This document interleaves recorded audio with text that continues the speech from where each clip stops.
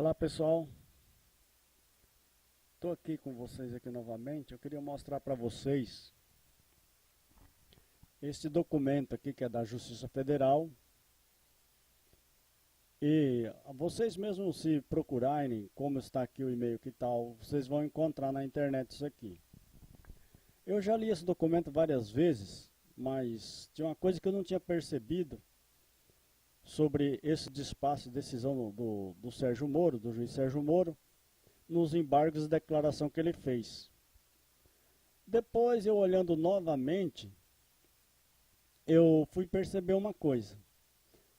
Então vamos ver aqui nos réus aqui, para vocês tirar a dúvida do que eu percebi aqui. Está aqui como réu: Roberto Moreira Ferreira, Luiz Inácio Lula da Silva, Fábio Horionamini, Marisa Letícia da Silva, que é a esposa do Lula, Paulo Otarciso Okamoto, Agenor Franklin, José Adelmário Pinheiro, que é o Léo Pinheiro, e Paulo Roberto Valente Gordilho. Esse Paulo Roberto era o presidente da Petrobras. Pois bem, o que eu achei de interessante aqui, já de início aqui, é que está faltando uma pessoa aqui nessa relação aqui. É lógico que o juiz, ele tem os seus motivos porque não colocou. Mas é uma pessoa que do ponto de vista seria muito importante. Vocês sabem quem é? Na verdade é o tesoureiro do PT, João Vacari Neto. Ele não está aqui como réu. Aí eu estranhei porque ele não está aqui como réu. Como eu já disse, o juiz deve ter os seus motivos para não ter colocado. Só que, a meu ver, de acordo com a denúncia que foi feita pelo Ministério Público, ele é uma das peças mais importantes aí. Eu vou explicar para vocês por que ele é uma das peças importantes aí. Porque em todo o depoimento do Léo Pinheiro, ele disse que o acerto de negócios do PT com a OS passava pelo ex-tesoureiro, que é o João Vacari Neto. E, por várias vezes, o próprio Léo Pinheiro cobrou do Vacari Neto o pagamento do chamado famoso triplex do Guarujá. Agora fica a pergunta: se esse cara é o tesoureiro do PT, responsável por acerto dos negócios entre Lula e Léo Pinheiro, por que ele não aparece aqui como réu? Então, eu fiquei analisando isso aí e cheguei à seguinte conclusão. Você sabe por que ele não aparece aí? Porque ele não fez delação premiada. Se ele não fez delação premiada, ele não ia servir para o Ministério Público acusar o Lula. Porque certamente ele iria desmentir tudo que o Léo Pinheiro disse. Então faltou uma pessoa ali de fundamental importância para esse processo. Só que o próprio advogado do Lula queria ouvir ele. Mas o juiz indeferiu e não quis ouvi-lo. E não quis ouvi-lo por quê? Porque se ouvisse, ele ia desmentir aquilo.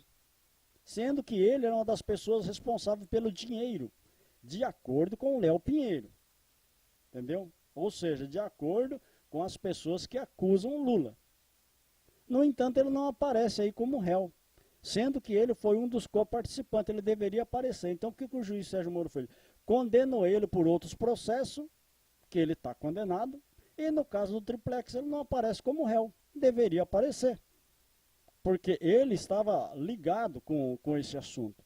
Então, a razão por que eu acho que ele não aparece ali é justamente essa, porque se ele fosse falar ou como testemunha ou acusado no processo do triplex, o advogado dele certamente iria levantar as questões que não eram de interesse do Ministério Público Federal, indo contra os interesses da própria Lava Jato. E aí fica difícil, porque como é que vai se apurar a verdade de um caso se uma peça fundamental como o tesoureiro do PT, que segundo o Léo Pinheiro, era um dos responsáveis por fazer esse tipo de pagamento, esse tipo de coisa. Isso está em depoimento do Léo Pinheiro em vários setores. Se alguém tiver paciência para buscar isso aí, vai acabar encontrando. Tá. A outra coisa que eu quero mostrar para vocês é o seguinte: eu vou fazer a rolagem aqui e vocês vão ver mais para baixo, que é uma questão que houve. Porque, na verdade, isso aqui é os embargos declaratórios, aonde a defesa pede para o juiz explicar. Entendeu? E o juiz Sérgio Moro indeferiu quase todas, disse que não há contradição. Mas eu quero mostrar para vocês, nessa questão aqui que tá falando, sobre isso aí, e aí depois vocês vão poder fazer uma análise melhor. Entendeu? É sobre essa questão aqui. Veja só, ela pega aqui, né? Vem aqui para baixo aqui. Tá. Então aqui está assim. O juiz Sérgio Moro disse: alega a defesa no item 2.6 que haveria contradição na sentença quanto à origem dos valores utilizados no custeio do empreendimento imobiliário e na reforma. Tá. O advogado, isso o juiz que falou. Aí o advogado do Lula, o que ele fez? Ele escreveu isso aqui. Isso é uma pergunta que ele faz ao juiz Sérgio Moro. Então ele diz o seguinte: como os valores supostamente desviados dos 3 contratos da Petrobras com a construtora OAS suportaram os gastos com empreendimentos solares e a unidade 164A, se ao mesmo tempo o juiz reconhece que as operações de funcionamento e cessão de direito por parte da OAS foram legítimas e ocorreram dentro da normalidade? Isso é uma pergunta. Aí o juiz responde: não há nenhuma contradição na sentença quanto ao ponto. Olha só a esperteza do juiz, né? Aí ele diz o seguinte: este juízo jamais afirmou na sentença ou em lugar algum que os valores obtidos pela construtora OAS nos contratos com a Petrobras foram utilizados para pagamento da vantagem devida para o ex-presidente. Ou seja, ele está dizendo que aquilo que a OAS recebeu como propina não foi utilizado para pagamento da vantagem devida. É uma contradição ou não é? Fica a questão, porque o objeto da denúncia é exatamente este aqui, ó. Entendeu? O Lula, ele estava sendo acusado disso aqui, ó, dos 3 contratos da Petrobras. E aqui ele diz que esses valores, essa relação não existe.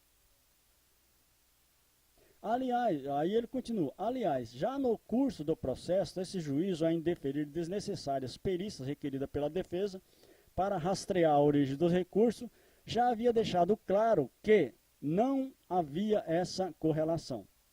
Aonde que eu disse que estava a esperteza dele? É que quando ele começou a ver o processo que foi apresentado pelo Ministério Público, ele logo percebeu que ele não poderia condenar o Lula por ter recebido vantagem devida da Petrobras. Então ele percebeu isso aí, que não havia provas daquilo lá. Então por isso que ele diz: aliás, já no curso do processo, esse juiz, ao indeferir desnecessárias perícias requeridas pela defesa para rastrear a origem do recurso, já havia deixado claro que não havia essa correlação. Ou seja, não tinha relação uma coisa com a outra. Mas daí então tá. Então por que ele está julgando o Lula então? Se essa relação já não havia. E o processo que foi feito contra ele era pelos 3 contratos que está aqui da Petrobras. Não é confuso? Não é uma contradição? Então, na verdade, o que o juiz? O juiz aceitou uma denúncia e está julgando o Lula por uma outra coisa que não é isso. É o que está acontecendo. Se for ler mais para baixo, vocês vão ver há muita justificativa que ele dá. Mas nenhuma justificativa pode eliminar isso que ele escreveu. Não tem como. Porque aquele é taxativo.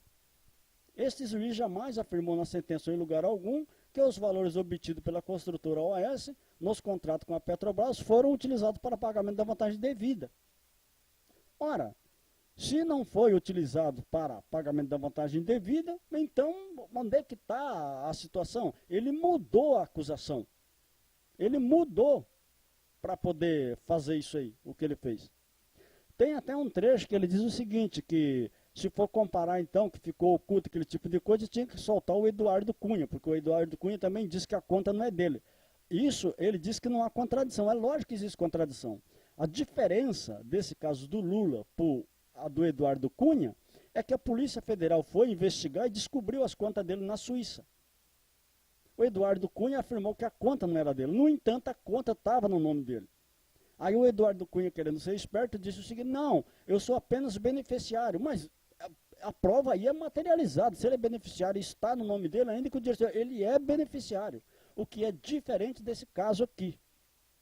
Então eu deixei essa página aqui e trouxe essa questão para que todas as pessoas analisem. Quando eu coloquei no início lá a página do Poder Judiciário, foi só para as pessoas ter certeza que isso aqui não é um fake news ou qualquer coisa. Isso é um despacho do juízo de Curitiba, do juiz Sérgio Moro. Entendeu? Então todo o site de justiça que existe, se vocês procurarem, vocês vão entrar. Aí vocês vão poder fazer uma análise mais precisa do que eu estou falando, correto? Então tá, pessoal, vou deixar isso aqui para vocês. Um abraço e até a próxima.